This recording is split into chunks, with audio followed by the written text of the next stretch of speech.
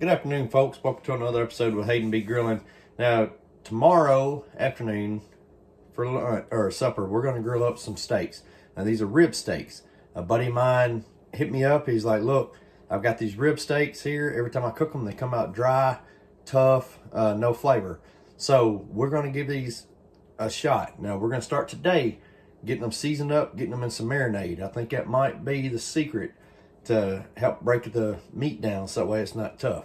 As y'all can see, that's a pretty thick cut of steak here. But what we're going to do next, we're going to take a fork and I'm just going to stab this dude repeatedly over and over. I'm hitting the bottom to make sure I get my holes going all the way through, and then we're going to flip it over and we're going to do the back side as well. I'm telling you, folks, as I'm stabbing through this one, it seems pretty tender. Once you got that done, or once you got it stabbed nice throughout, we're going to take it and lay it in our Ziploc bag. Now I got steak number 2 on here. I'm going to repeat the same process. I'm going to stab it repeatedly with a fork, flip it over, and do the other side as well. Now we got these steaks in the bag. Now I laid them on their sides so that way they kind of stand up. But we're going to take that Lowry Steak and Chop. Y'all, I'm telling you, I'm not a paid spokesperson for these guys, but I freaking love their steak and chop. So damn good. Gives that meat a very, very good flavor. All right, so now that was one bottle. These are pretty full steaks, so I'm going to see if I can get it to coat everything with just one bottle. All right, so that one bottle wasn't quite going to be enough. When I marinate my steaks, folks, I want that entire steak coated with the marinade. So we're going to pour this second bottle in here. Yes, sir. Yes, sir.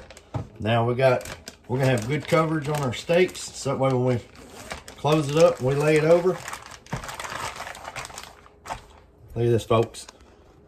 Them steaks are good and soaked in this marinade. So now we're going to put them in the fridge. I'm going to cook them, like I said, tomorrow night for supper on the grill. So we're going to let these dudes sit from now. It's 12:20 right now. From now to about 4:30, 5 o'clock tomorrow. And I'm already betting them summer guns going to be nice and tender. But stay tuned. We'll find out. Good evening, folks, and welcome back to Hayden B. Grilling. Now we're going to pick up where we left off yesterday on that part of the episode. And yesterday I stabbed those steaks over and over and over, and then I put them in the marinade, but I didn't tell y'all why I stabbed the steaks. By doing so, that allows that marinade to seep down into the meat, so that way you're not just marinating the outside of the meat. I went ahead in the kitchen and diced up or cut up, quartered up some squash there, and I've already put me a couple pads of butter inside the pan. Now I'm going to take some seasoning, and tonight I'm going to use a combination of seasonings, but first I'm going to add some Lowry seasoned salt. Just kind of sprinkle that throughout the squash. And then we're going to come back with Mr. Good Rub and add that in here. All right, so now we got a good seasoning there. I'm going to add some Dale's seasoning. Now with this Dale's, you want to be careful. Even though it's reduced sodium, you don't want to get just a ton because it's still pretty salty. Now they got that Dale's in there. Probably not the greatest utensil for this, but I'm going to take a utensil and just kind of stir this all in together, get it all nice and coated with that seasoning and with the Dale's. Take me a sheet of aluminum foil, and I'm just kind of loosely lay it on there. I don't want it on there real tight. I just kind of want to loosely set it in there, so that way from time to time I can raise that aluminum foil, stir the squash, and then lower it back onto the pan. Now I got our grill lit and going. Now, I got both burners going. I'm going to have a pretty high heat going tonight. I want to get around that 450 to 500 mark, maybe even a little higher. But I'm going to go ahead, while it's building heat, I'm going to go ahead and get those squash on the grill. Real quick, while we're waiting on the grill to heat up, folks, we're growing faster than I ever imagined, faster than I ever thought I would. The whole purpose of this isn't really to grow and become big. I'm having fun doing this. But you guys make this exciting. Every single night I post something, the interaction, the reactions, the likes, the dislikes, but all of it. It's a lot of fun. and we're growing. So far we've had the red koozies, we got the old Hayden B Grilling hat, but now we got the Hayden B Grilling camouflage koozies. This kind of took me back to that M81 camo, back to the old Army days when we had the old BDUs. So let's keep it going. Now folks, we got these big boys on the grill. I went ahead and set my temperature probe. I want it to let me know when I hit 138. I know that's kind of an odd number, but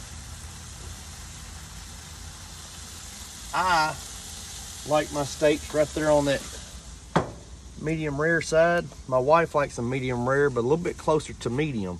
So I'm gonna set my probe for 138 degrees. So once we get about halfway between that point, we'll go ahead and flip our steaks over. Doing my research on these rib steaks, basically the rib steak is a ribeye. It just still has the bone on it.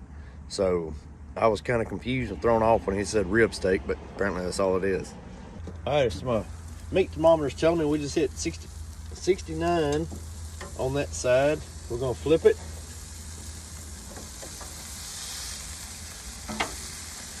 And then we're gonna let her finish out at that 138 mark. All right, folks, so that timer just went off saying we hit 138. Now, I'm gonna just double check these, but we're gonna check them right here together. Ooh, there we go, a little fire. But I'm just gonna cut into this one here that did not have the probe and see how we're looking. Now, folks, I don't know about y'all, but that right there is looking pretty damn right to me. Correction, we're gonna do this taste test right here, folks. That steak is looking perfect. It's still got some red to it, but it's not raw. This is, in my opinion, a perfect medium rare.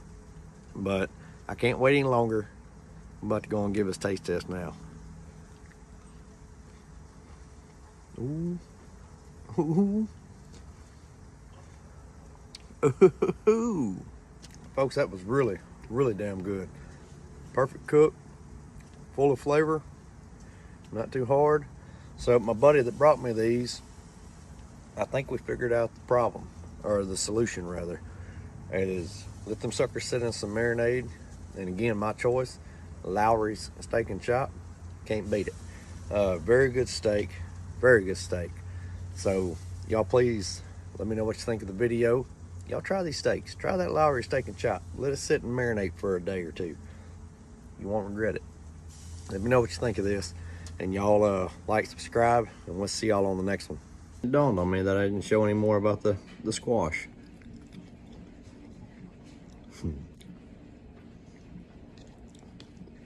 Are they good too?